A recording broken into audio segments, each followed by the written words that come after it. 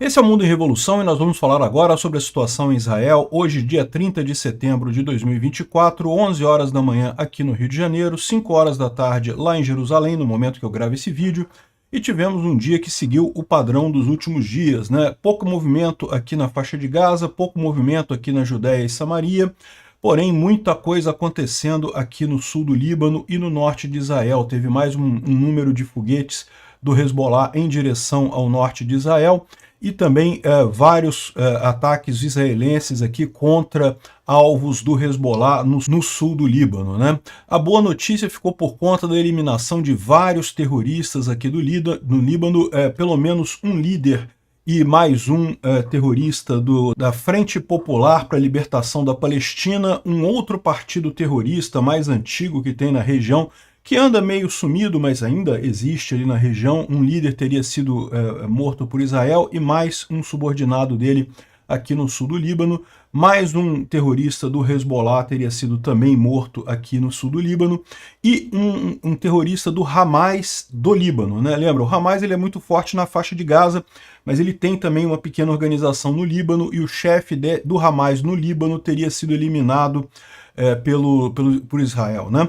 E esse cara era um professor da UNRWA. Aí já está o pessoal da ONU falando que Israel matou um professor. Não, Israel matou um terrorista.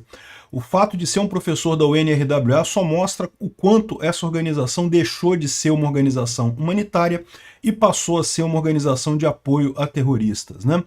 Vamos falar também sobre o discurso que o Netanyahu fez pregando a libertação do Irã, falando com o povo do Irã sobre a libertação do Irã. Bem marcante o discurso também.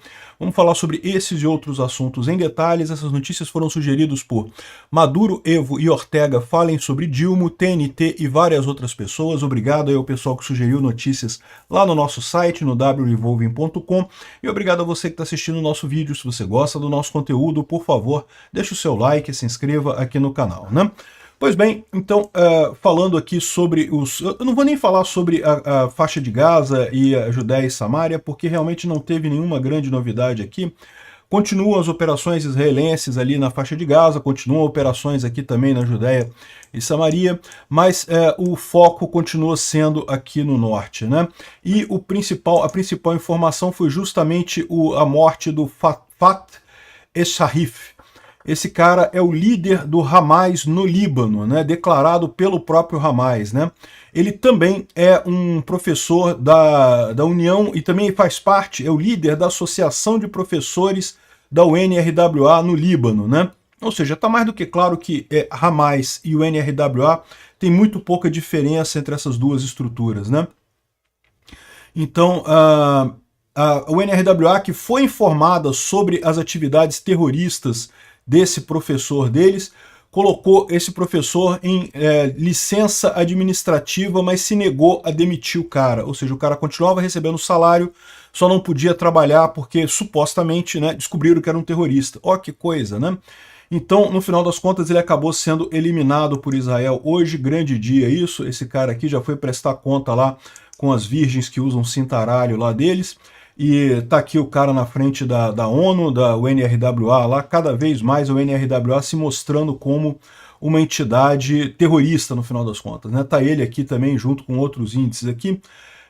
Aqui, ó, certificado de apreciação.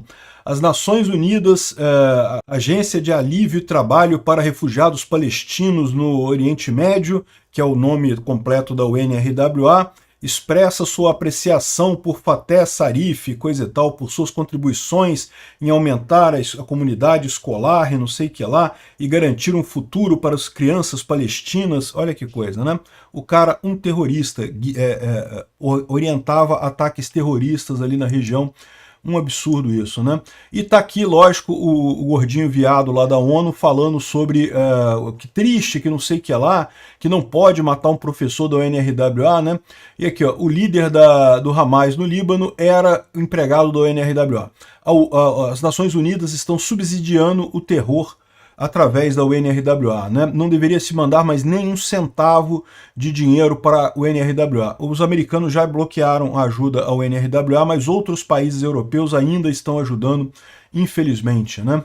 Então essa foi a grande notícia, a eliminação do Fateh Sarif aqui, e além disso, teve também outras eliminações, né? Porque vocês podem ver aqui, Israel continua freneticamente fazendo o trabalho aqui de eliminar ativos do Hezbollah e de outros terroristas ali na região do Líbano, né? Então aqui, ó, o chefe da sucursal libanesa da PFLP, é a Frente Popular para a Liberação da Palestina, o terrorista Nidal Abdel Aal, e o chefe do escritório militar da PFLP, o Imam Odeb, foram eliminados num ataque feito pelo IDF e pelo setor de inteligência de Israel também. O Abdel Aal tomou parte no planejamento de ataques terroristas contra Israel e outras atividades terroristas na Judéia e Samaria, né? A PFLP, a Frente Popular de Libertação da Palestina, já foi muito forte no passado, tá? Anos 70 era o principal grupo terrorista que tinha ali na região, era a PFLP, né? E sempre foi muito forte, principalmente aqui na Cisjordânia ou na Judéia e Samaria. E hoje em dia é menos importante, não tem tanta importância assim. De qualquer forma, foram eliminados esses dois terroristas ali, né? Tá aqui, ó, o exército israelense confirmou que matou o comandante da PFLP no Líbano e mais dois operativos, mais dois terroristas dele ali. Aqui está dizendo basicamente a mesma notícia, né? Mas tem mais, não parou por aí não, tá? O comandante do Hezbollah, da unidade de foguetes de médio alcance, também foi atingido num ataque aéreo em Beirute no sábado. Foi anunciado agora que foi confirmada a morte dele, né? Eid Hassan Nassar era um comandante veterano do Hezbollah e era a grande fonte de conhecimento sobre foguetes e coisa e tal. O ataque foi feito no sábado, mas só agora a gente teve a confirmação de que o cara foi morto, né? Ele já serviu como chefe da unidade de terra-terra, mísseis de terra-terra e também outras unidades do Hezbollah, né? O exército israelense confirmou que matou outros líderes dessa unidade de foguetes nos dias recentes, né? O Ibrahim Kubassi, a gente já falou sobre isso, e outros comandantes também foram mortos nos últimos dias, né? Tá realmente uma ação muito forte israelense ali. Muita gente ainda está sendo eliminada do Hezbollah, né? Além disso, o exército israelense avisou que atingiu um grande conjunto de foguetes de médio alcance que podem chegar a 200 quilômetros nos ataques recentes ali no Líbano, né? Então, boas notícias por ali, né? Aqui está mostrando um ataque israelense que aconteceu hoje ali na região de Baalbek. A gente não sabe ainda qual foi o alvo disso daí, pode ter sido... Provavelmente foi algum lugar de lançamento de foguetes ou algum paiol de munições, né, pelo tamanho das explosões, mas continuam os ataques israelenses aqui no sul do Líbano. Baalbek é essa região aqui, ó, essa região mais já no norte do Líbano, né, mas também muito usada pelos terroristas do Hezbollah aqui, né. Bom, a gente tem uma informação aqui não confirmada que a invasão do IDF no território do Líbano é mais iminente que nunca, né? Algumas fontes disseram aqui ao Yonah Jeremy Bob a inabilidade de Israel de conseguir atingir civis israelenses e nenhum avanço substancial nas últimas 72 horas, depois de Israel ter destroçado todo o comando do Hezbollah, indica que o Hezbollah está em desarranjo completo, ou seja, não consegue responder mais aos ataques israelenses. Talvez seja a hora de Israel entrar por terra e fazer esse ataque no sul do Líbano, né? A gente não sabe se isso vai acontecer, tá, gente? Porque existe do ponto de vista estratégico, do ponto de vista militar, certamente isso seria o próximo passo para Israel, fazer a invasão no sul do Líbano para acabar de limpar o Hezbollah ali, né? Por mais que tenha eliminado toda a alta cúpula do Hezbollah, ainda tem uma grande quantidade de terroristas, de equipamentos, de túneis, de bunkers e coisa e tal.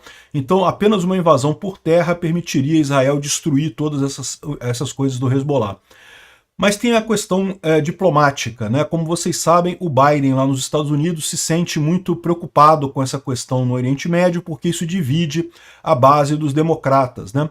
Então, e a Kamala Harris, bem ou mal, que é a candidata democrata, ela também faz parte do governo, então ela certamente será criticada no caso de uma guerra aberta ali. Então existe um fronte diplomático aí que talvez realmente não exista essa invasão por terra. Agora, uma coisa interessante é essa reportagem aqui no Times of Israel, que fala sobre as forças especiais israelenses que entraram no Líbano já, e já inclusive descobriram túneis do Hezbollah e coisa e tal. Ou seja, aquilo que a gente falou outro dia, existem já algumas operações israelenses dentro do Líbano, tá? Não é uma força de invasão, não é aquela força que vai invadir e dominar um território no Líbano. Até aqui não é. Pode ser que no futuro tenha, né? Mas são forças, são unidades especiais de reconhecimento que entram e avaliam determinadas situações, determinados locais, até entram em contato com tropas do Hezbollah ali, entram em confronto e coisa e tal. São unidades grandes, tá? Não é pequenos grupos de reconhecimento, não, são grupos grandes, mas que não têm o objetivo de tomar o território. Vão lá, realizam uma ação, depois voltam para Israel. Então, segundo está dizendo aqui, já teve vários ataques desse tipo feitos por forças especiais israelenses dentro do território libanês nos últimos dias, né? Inclusive chegaram a entrar em túneis do Hezbollah no sul do Líbano, né? Então, ou seja, existe sim já uma operação israelense no sul do Líbano, não é uma operação muito grande, mas ela já existe e existe a possibilidade de aumentar também, né? Bom, o Instituto para o Estudo da Guerra não traz nenhuma grande novidade aqui, a não ser a informação de que retiraram o corpo do Nasrallah intacto. Olha que coisa, né? As primeiras informações que a gente teve é que o corpo do Nasrallah tinha explodido completamente, mas parece que agora tiraram o corpo dele e o corpo está intacto.